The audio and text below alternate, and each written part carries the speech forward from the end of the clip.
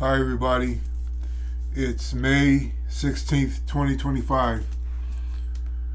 Um, there were parts in my life when I was more fearful, and I couldn't say that it was completely my own fault.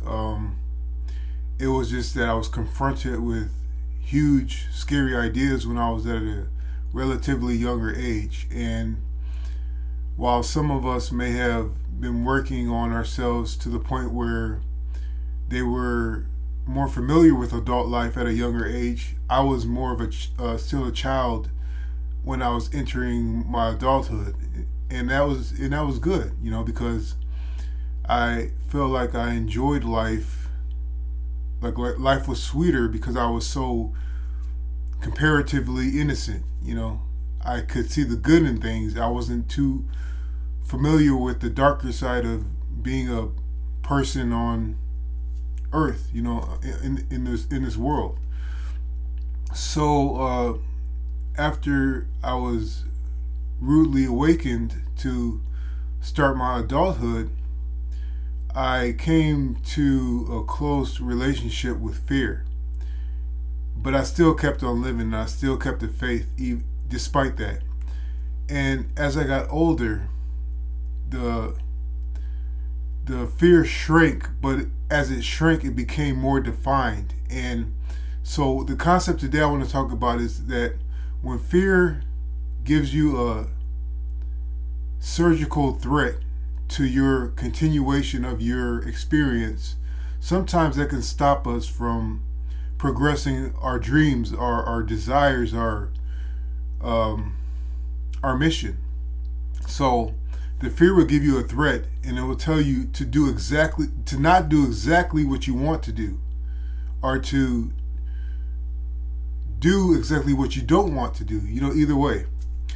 And so what I've learned from these threats, from this defined fear, is that you have to start to develop a relationship with your intuition, and that is greatly increased by believing in God, having faith in God. Let's just get that out the way. That's part of it. That's just the way it is.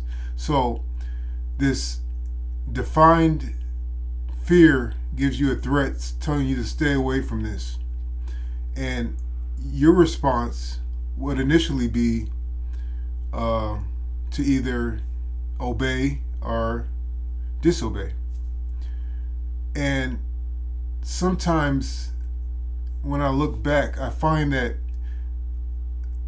obeying that fear may not be the worst thing, but it should never become a habit.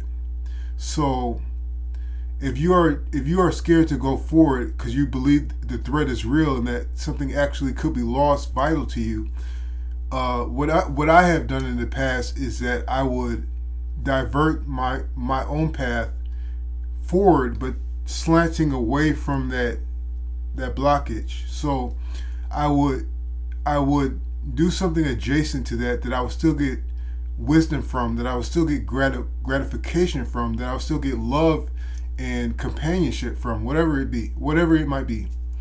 And then as time goes forward, that threat shrinks until it becomes very insubstantial. And then you could go back and do what you wanted to do and continue uh, that progress in that direction that you initially began.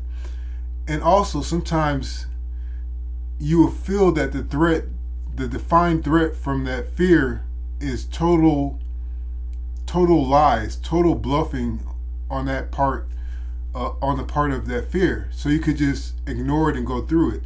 But I'm saying sometimes that fear, or sometimes that threat, is holy, and sometimes it is evil.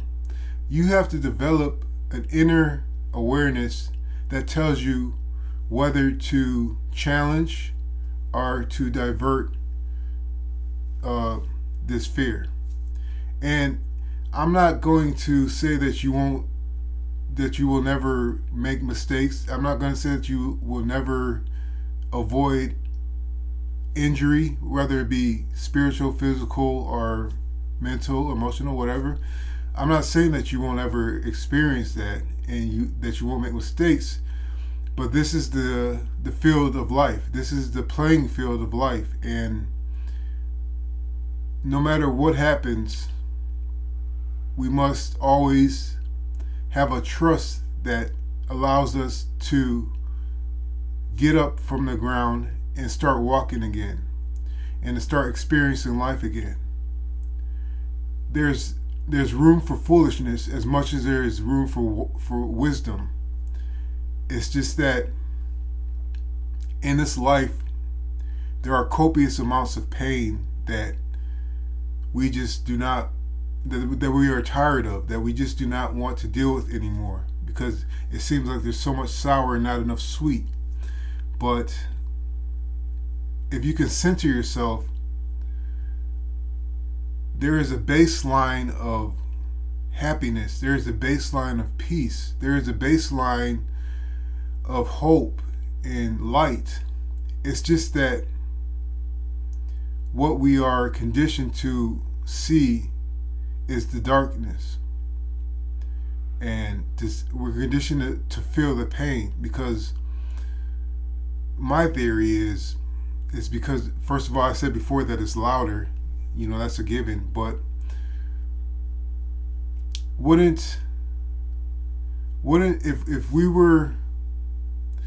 were beings of light, wouldn't us being light and us understanding light, wouldn't that be just like the air around us? It's clear, it's imperceptible to our most strongest senses, and so what isn't congruent with our beings will be completely visible, and that's why we see the pain, the suffering, the darkness, the fear, all that stuff so clearly, because we are light. We are light. We see light. It's pervasive. It's everywhere, and it becomes clear. But the darkness is what we can see because it's not congruent with our nature, which has come from God.